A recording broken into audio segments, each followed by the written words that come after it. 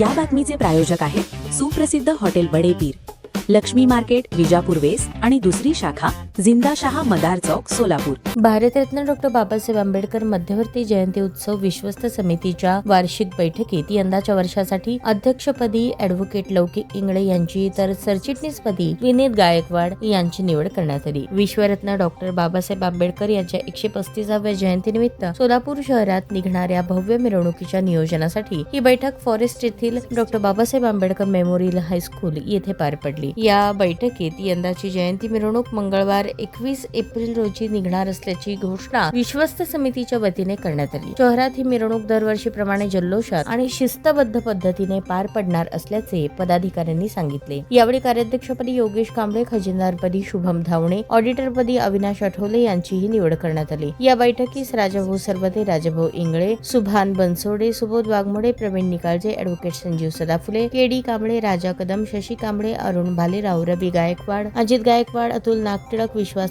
भंडारे, बबलू गायकवाड, बाबू बनसोडे यांच्यासह अनेकांची उपस्थिती होती. ताज्या बातम्या पाहण्यासाठी प्राईम महाराष्ट्र न्यूज चॅनलला सबस्क्राईब करा.